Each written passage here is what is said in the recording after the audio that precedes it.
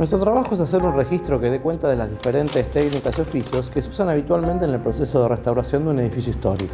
Es muy importante, ya que algunas de estas técnicas y oficios se han perdido con el tiempo. Incluso hay materiales que ya no se consiguen. Deberíamos hacer un relevamiento fotográfico que dé cuenta de la recuperación de las técnicas y que sirva para futuras intervenciones. En este momento en Buenos Aires hay muchos edificios de alto valor patrimonial que están siendo intervenidos. Uno de los más interesantes es la iglesia de San Ignacio de Loyola.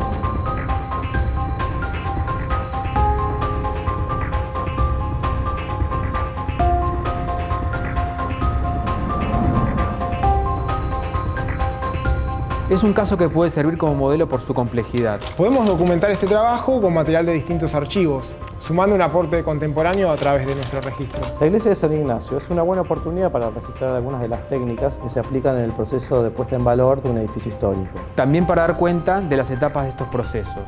La investigación histórico y técnica, que es clave. Luego la valoración y diagnóstico de patologías y finalmente el plan integral de intervención, teniendo en cuenta que los trabajos deben ser reversibles y compatibles, diferenciando las técnicas contemporáneas de las originales. La fotografía puede ser una muy buena herramienta para su registro.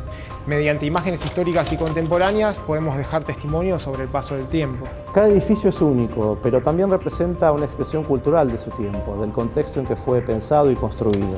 Nuestro trabajo debería comenzar con una introducción sobre la historia del edificio. Después, una descripción del proyecto de intervención para centrarnos finalmente en una de las técnicas. Yo me encargo de investigar la documentación histórica y si tiene algún tipo de protección o declaratoria por su valor patrimonial. Voy a iniciar las gestiones contactando al director del proyecto y los restauradores. Sería bueno que las fotos reflejen el trabajo y a las personas que lo realizan. Son en definitiva los actores principales de esta historia.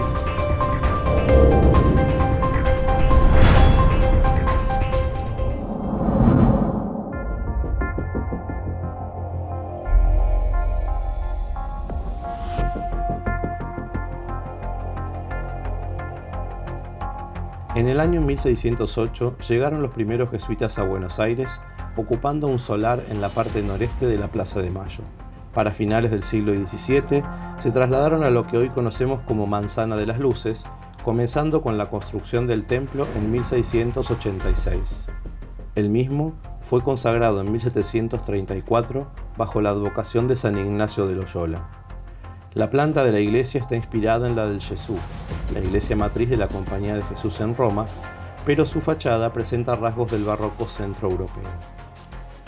Además de ser una destacada obra de arquitectura, este edificio forma parte de un valioso conjunto que fue escenario de algunos de los sucesos más relevantes de nuestra historia, por lo que fue declarado Monumento Histórico Nacional en 1942.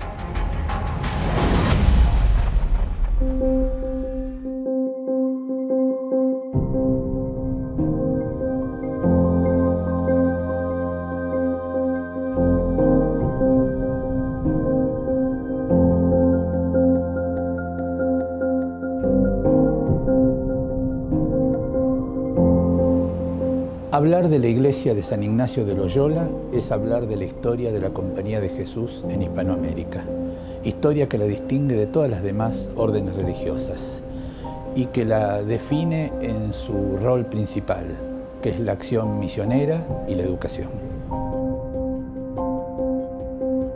Pero no es este su único distingo. Cabe hablar también de su rol absolutamente innovador en el gerenciamiento. Sí, uso una palabra moderno, contemporánea, refiriéndome a la Compañía de Jesús en los siglos XVII y XVIII porque corresponde. En el gerenciamiento complejo de sus haciendas, estancias, misiones, colegios, propiedades, toda esta acción de gerenciamiento la va a distinguir expresamente a la Compañía de Jesús. Y lo que pareciera un acento muy alto, colocado en lo temporal, digamos, en los temas del mundo, tiene un trasfondo ideológico importantísimo, que era el sostenimiento de sus colegios. Colegios que por la profesión de pobreza de la orden eran siempre gratuitos.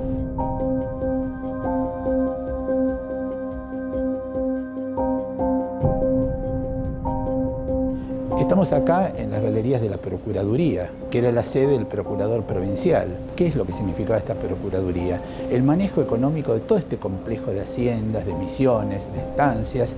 Este era el lugar donde se acopiaban las mercaderías, el tránsito de mercaderías hacia y desde todas estas instancias geográficas en la provincia de la Paracuaria, las estancias cordobesas, las misiones jesuíticas guaraníes. Por otra parte, además de ser lugar de asiento de los depósitos y de toda esta gran maquinaria funcional de la compañía, era un lugar de vivienda de los indígenas que proveían a todo este cambio, y por otra parte funcionaba también la botica y el colegio, es decir, funciones educativas y funciones organizacionales que estaban directamente ligadas al espíritu de la compañía y a la iglesia que formaba parte de todo este conjunto, la iglesia de San Ignacio.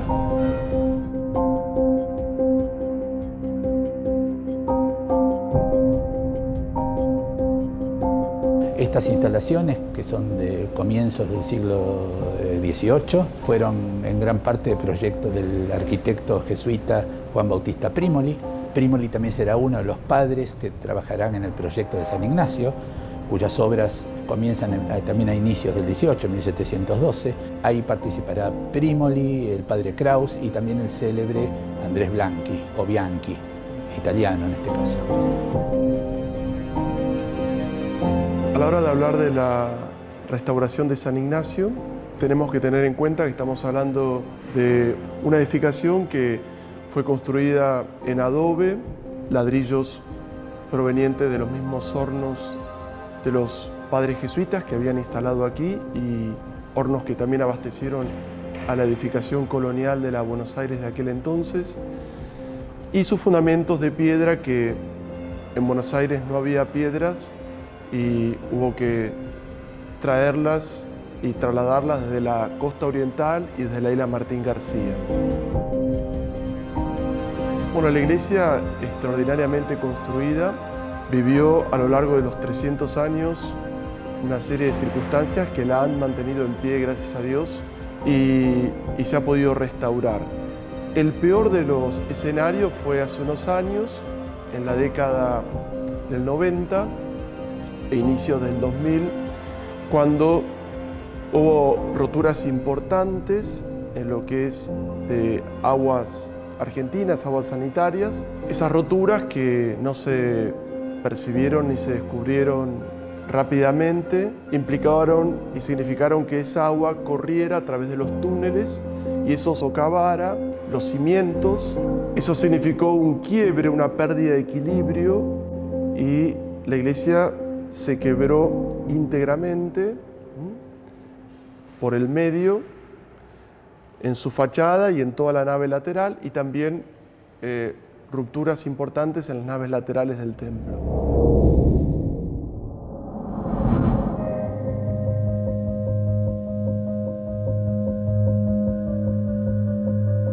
Bueno, en esa instancia, durante esos momentos, llego yo acá, enviado por quien era y nombrado por quien era el arzobispo de Buenos Aires, el cardenal Bergoglio, como para poder enfrentar y hacerme cargo de este desafío y de esta situación. Ahí empezamos a trabajar, empezamos de cero, primero todos los estudios estructurales y paralelamente un plan director o un master plan de restauración integral de todo el edificio. Estamos hablando en el año 2005-2006, se iniciaron y se comenzaron a hacer los arreglos estructurales, que son los que no se ven, y logramos consolidar todo lo que es la estructura del edificio. Luego comenzamos con lo que fue la restauración integral en la envolvente interna.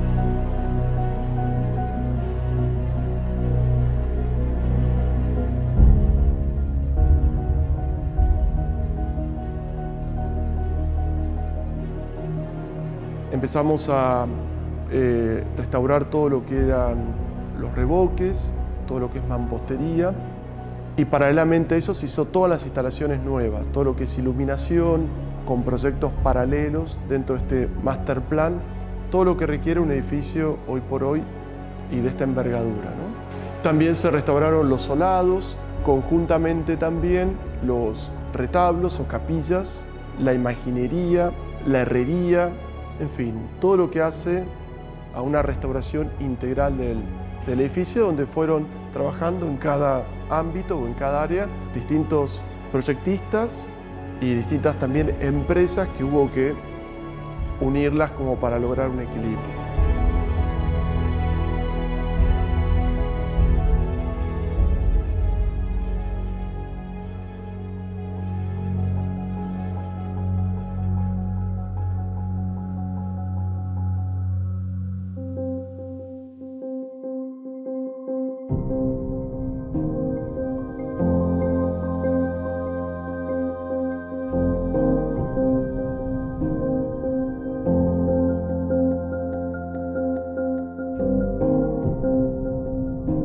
Este es el retablo mayor de la iglesia de San Ignacio.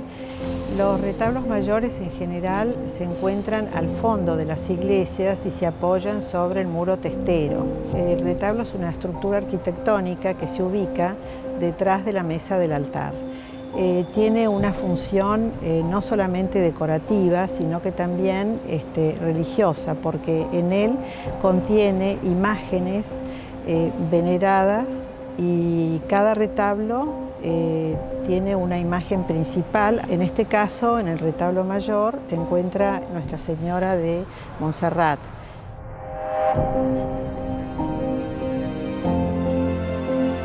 Si hablamos de un registro arquitectónico, podemos decir que el retablo, desde el punto de vista vertical, está formado por calles. La central es la calle principal y ahí se encuentran las hornacinas o nichos donde se alojan las imágenes.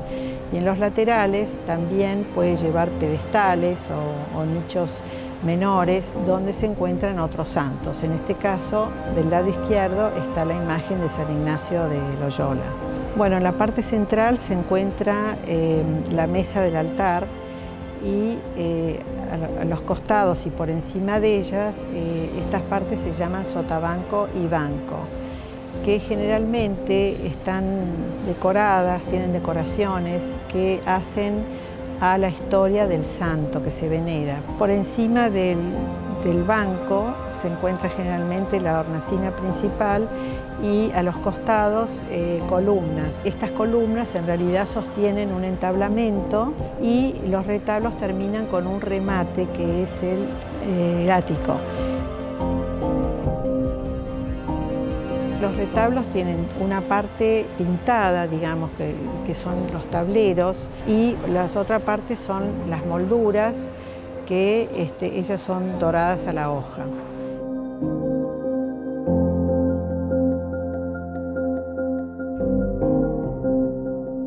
San Ignacio tiene 14 capillas, 14 retablos.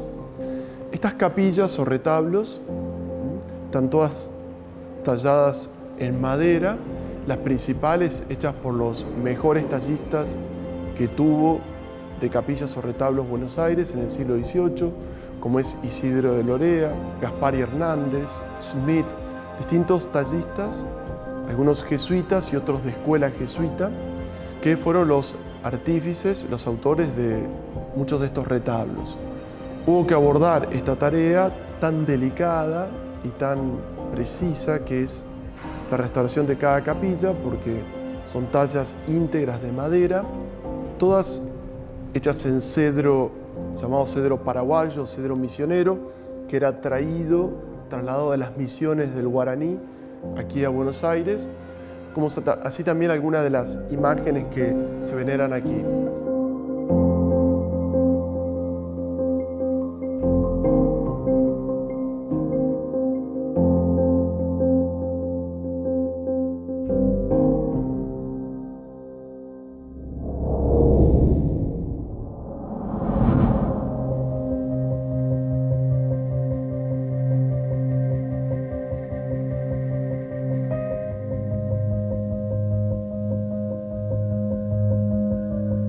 Acá estamos en la zona del ático. Aquí se encuentra el panel central y dos imágenes que son alegorías. Una representa la verdad y la otra la fama. Nosotros lo primero que hacemos, aparte de, por supuesto, de la documentación fotográfica, hacemos cateos para conocer las capas de recubrimiento que posee debajo de la pintura más externa. Si miramos aquí podemos ver que la pintura que ustedes ven, esta capa de pintura más externa que responde a este color, A continuación tiene una pintura un poquito más clara, verde más claro, después gris, y después viene la pintura blanca, que viene a ser la original. Esto lo realizamos en distintos sectores para saber si realmente esta estratigrafía se corresponde en todo. Entonces, cuando tenemos esa seguridad de que la primera capa es la blanca, la pintura al óleo, empezamos con el despeje hasta llegar a la capa. En cuanto a los deterioros que se encuentran, aparte de estas sucesivas capas de pintura que se han aplicado por encima del original, encontramos separación de tableros. El retablo está construido por tableros ensamblados y muchas veces con el paso del tiempo estas maderas cargan y descargan humedad. Entonces se mueven. Acompañan a estas grietas numerosos faltantes de pintura y de capas de recubrimiento, como podemos ver. También en las imágenes, acá encontramos que esta mano ha sufrido un accidente, que le faltan los dedos, y también tiene un corte en la unión de la mano con el brazo.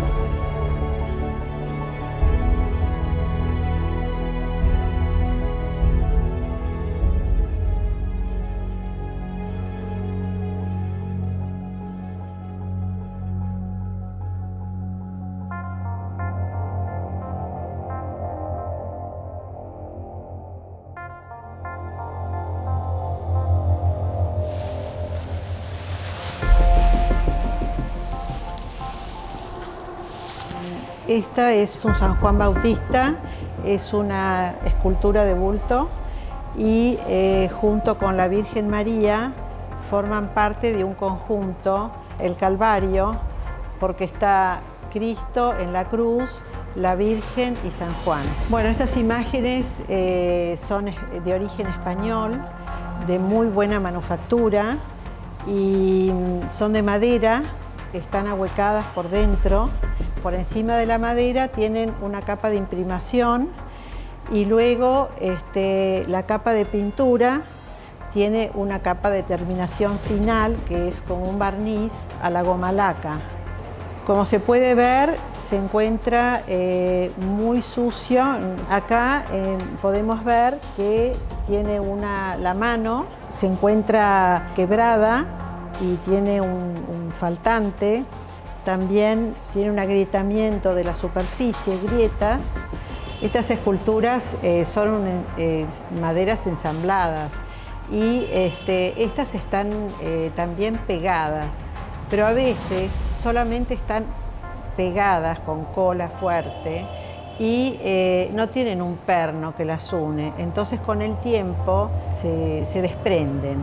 Bueno, en este caso de la Virgen se ha desprendido la parte superior del velo, que ahora lo vemos ya repuesto, pero tenía ese faltante. Lo mismo sucedió en uno de los dedos. Lo primero que se hace, además de hacerle un buen trabajo de documentación fotográfica y un análisis muy minucioso de los materiales, luego se realiza una consolidación de todos los desprendimientos. Entonces se procede a la limpieza. Bueno, una vez finalizada la limpieza, se procedió al relleno de estas fisuras, que en este caso se hizo con acerrín, con cola, y luego se cubrió con un estuco.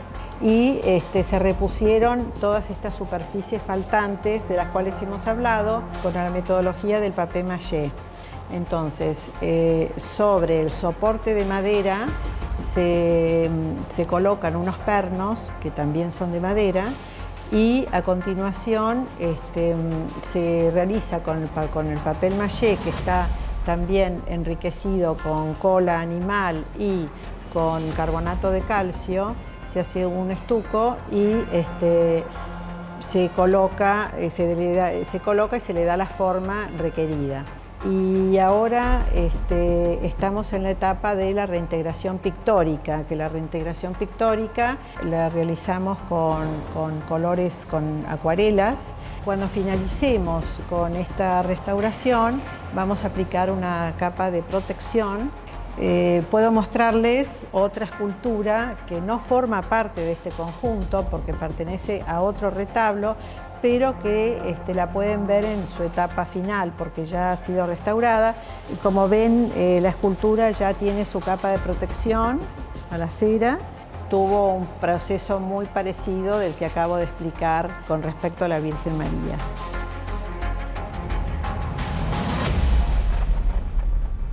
Luego de estar seguros de hasta dónde vamos a llegar con el despeje, se comienza con la consolidación de las superficies, sobre todo las doradas, que son donde más están dañadas. Bueno, una vez finalizada esta tarea de consolidación, se empieza a eliminar las capas de pintura mediante un gel, se empieza a hacer la reposición de los faltantes. Bueno, una vez que se ha estucado tanto las superficies pictóricas como los dorados, en las superficies doradas se aplica la capa de bol y bueno, ya queda listo para ser bruñido y para ser dorado. En cuanto a las superficies pictóricas, se comienza con el retoque. Los colores en general son acuarelas y la parte pictórica se termina con una capa de protección para que nuevamente tenga el brillo que tenía originalmente estos retablos.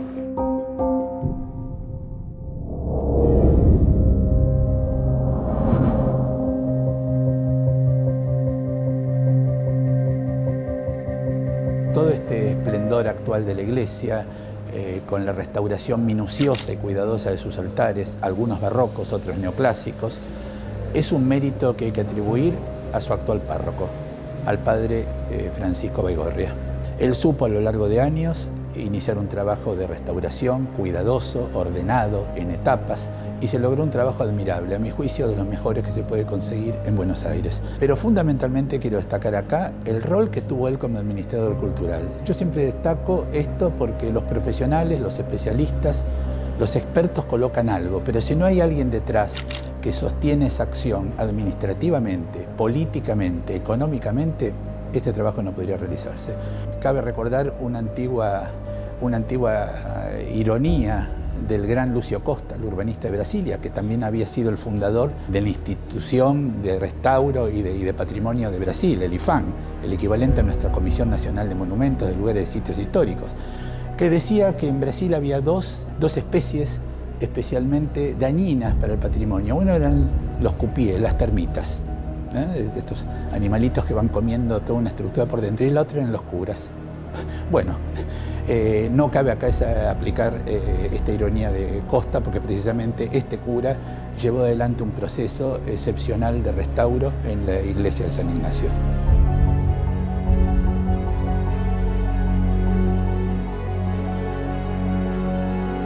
Hoy, y después de 10 años que estoy a cargo y de mi gestión aquí como párroco, podemos dar gracias a Dios y a tantos que han colaborado, han asistido y han acompañado en este camino de puesta en valor y restauración de este patrimonio singular y único por ser el edificio más antiguo que tiene la ciudad de Buenos Aires. No solo es la iglesia, sino como edificio es el más antiguo y en pie que tiene la ciudad de Buenos Aires.